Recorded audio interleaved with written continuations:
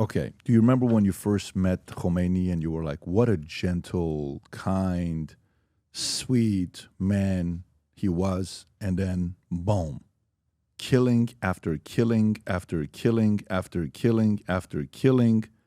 And then you decide to step away in 1988 and you go to jail. They have you in prison at the Evin prison in Tehran. And then you realize, wow, maybe I got spooked. Maybe I got fooled. Maybe I got bamboozled by Khomeini, right? Okay. I want to go a little bit deeper with this thing on when you said who benefited from 1953 to 1959. What major contract and agreement came about between those 26 years? Can you go to 1954 Oil Consortium Agreement? 1954 Oil Consortium Agreement, okay? That was in 1954. Do you know how long the contract was? I don't know how long it was, but 40% the American companies got from that contract for oil of Iran. Okay, so the 1954 oil... And after a while, on 60s, I guess that Shah actually, that was expired, and Shah again announced that the oil of Iran is nationalized. Right, so the contract was a 25-year contract. Okay. So the 25-year contract expired in 79. And Iran, under the Shah, became so powerful that he was becoming more and more assertive about what they were producing. Iran education was improving. Women had freedom that they way more than what they have today. The age of marriage for women came down to 9 years old, 10 years old. Under the Shah, I think it was 18 or 16 or 15 years old. Now it goes back down to numbers. He's being asked by Wallace. He says, in 5 years, we're going to be what you are right now, Britain, because he was seeing the strength that was coming up. And what happens when under the Shah there's no wars for 25 years? Who doesn't make money if there's no wars? Who doesn't make money? You mean that the Western countries removed their allies, brought a regime that they didn't know what they will do, and this regime will go to Russia, to power, to make wars in the region. The more war there is. For what? For what? To sell equipments, you say. So you think Eisenhower was a dummy? No, he was not. So what did Eisenhower say at the end of his... Let's put it this way. Hold the equipments that they have sold. To Iran, they have sold nothing. No, but Iran bought about $15 billion at the last years of Shah from the United States only. But to Iran, not Britain, not U.S., none of them sold anything to Iran or Western countries. But to region, say Saudi Arabia, for instance, $65 billion a year, totally say $500 billion, if I'm not, just an estimation. Is it just for opposing Iran, Islamic Republic of Iran, or Saudi Arabia? Because Saudi Arabia is a good ally to the U.S. and Western countries as well. So I'm going to give you... and compare it. Suppose that's right. Suppose totally the weapon industries of the United States and Western countries benefit from Islamic Republic and the country, to sell the equipments to other countries. Right. Okay, suppose it happened. Compare it to the other opportunities that they lost. Iran is 90 million population. If Iran was an ally to Western countries, now the huge amount of car manufacturing companies, home appliances, especially the IT information, You're speaking to the mic.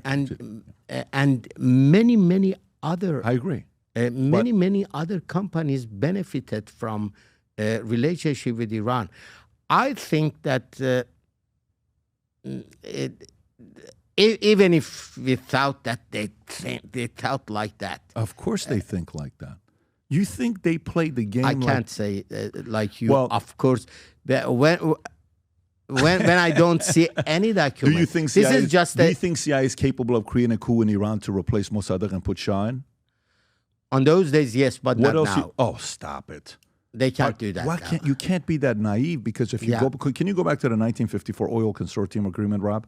Just go to the link to 19. I just want you to see this here real quick. So this is the agreement. Can you go a little bit lower? Keep going lower. Right there. Terms. The dispute was finalized with the incorporation of a 25-year international oil consortium agreement in 1954. 53 is Mossadegh. Shah comes in. 25 plus 1954 is 79, dividing the aforementioned 50% ownership to foreign companies as follows: 40% to be divided equally, 8% each, amongst the 5 major American companies: BP to have 40% share, Royal Dutch to have 14% share, CFP, a French company, to receive 6%. A year later, 1958, U.S. government ordered the 5 companies to each transfer 1% of their 8% to several smaller companies, because these companies have been complained that they were left out. So this is official. That is taking place. Okay, so there is nothing. So 1954, 79. In 1954, Iran needs the world. They desperately need the world. In 79, the world needs Iran. They're starting to realize this guy is creating a lot of momentum. Okay, so now watch. No wars. So then, can you go pull up Eisenhower when he was president? What years was he president? I think it's somewhere around the same time, 53 to 60 or something like that. What terms? Okay, so there you go. So 53 to 60, 61, he's president. What's his last message?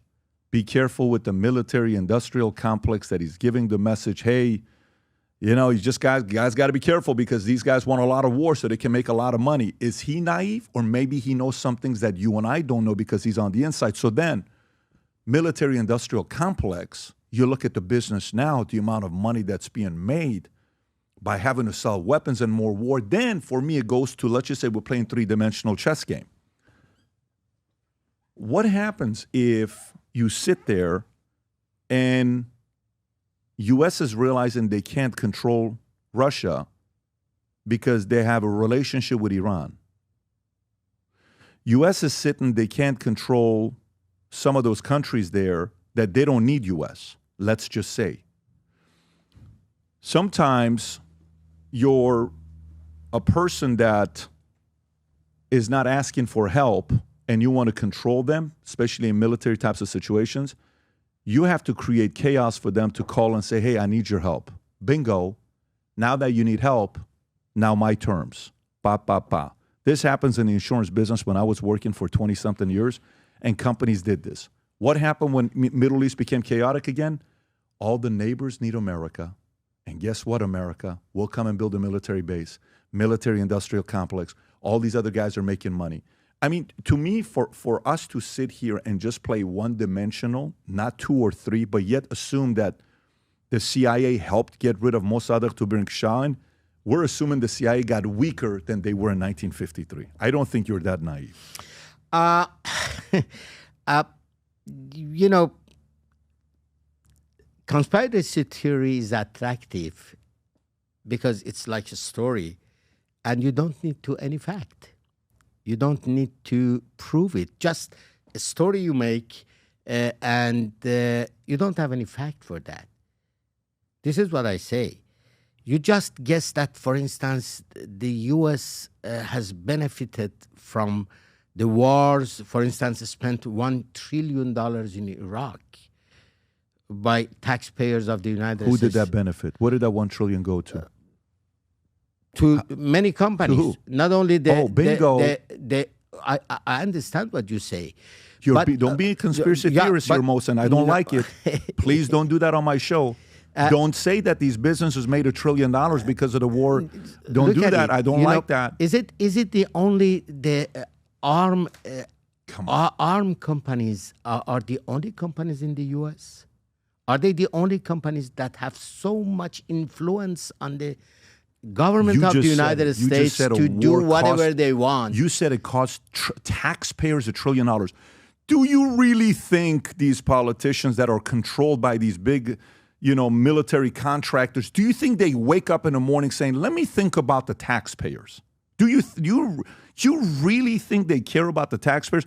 Do you know how much national debt that we have right now? Do you know the fact that Musk and Trump and all these guys are trying to find a way to get us to be a little bit more efficient? You know who's losing their shit? The people that benefit from all this expenditure, wasted expenditure.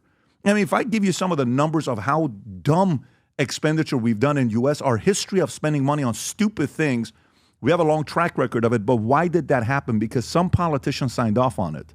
Somebody said this was good. Somebody was bought off on the site. Somebody said, I'll support your campaign if you help us create this thing and if you help us get rid of this guy. For somebody that's been in this space this long and spent time with Khomeini, for you to not think this is possible? I don't want to go through the U.S. policy because talking about the complex of the benefits in Washington and different political parties, different companies. But what I can say that the arm dealers, arm companies are not the only companies that benefit, and they try to intervene in the politics. What's your point? I want to say that when you forget about the power of the other companies in the U.S. Great. For instance, oil companies. Iran exported 5.5 million barrel per day at the last years of Shah, and oil companies benefited from that. They lost it. Oh, no, but he was threatening to raise prices because it was going to be a new contract. It was raised already. And the agreement was coming up. That was not the only. That was not only Shah. That was OPEC, and he was a person that could make deal. On the contrary to these guys that got power, that the oil income of Iran decreased, and for instance, British companies, British Petroleum, actually benefited from oil of Iran. I mean, when you are talking about the benefits in politics, the arm manufacturing companies are not the only companies. You can look at the Wall Street 500 and Forbes 500 and the others. The biggest companies are not the arm manufacturing companies. There are many other companies. And these days, for instance, a person like Elon Musk is the richest person in the world. And they got lots of money from the car manufacturing company or the other branches. So if you're talking about the politics of the United States in Washington, don't forget that there are different benefits from different companies. They have their own lobbies and several other things that at the end of the day make the politics in Washington. Anyway, that's the politics of the United States. But I can talk about Iran, that Iran, after victory of revolution,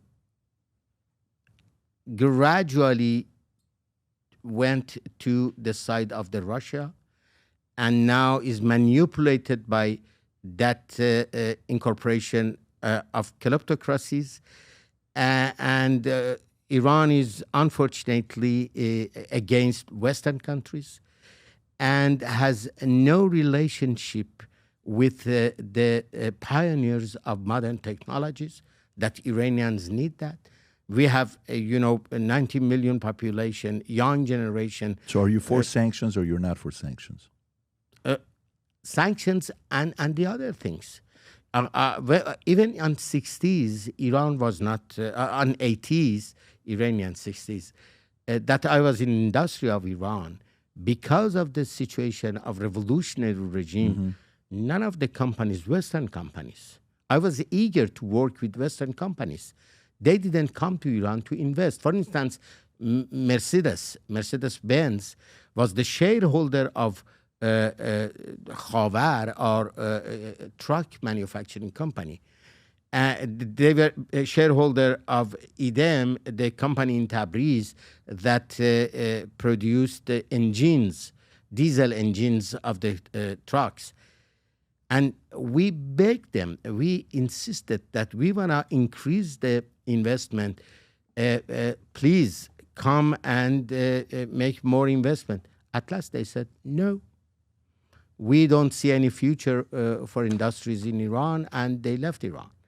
at last. Nowadays, more than ever, the brand you wear reflects and represents who you are. So for us, if you wear a Future Looks Bright hat or a Valuetainment gear, you're telling the world, I'm optimistic. I'm excited about what's going to be happening, but you're a free thinker. You question things. You like debate. And by the way, last year, 120,000 people got a piece of Future Looks Bright gear with Valuetainment.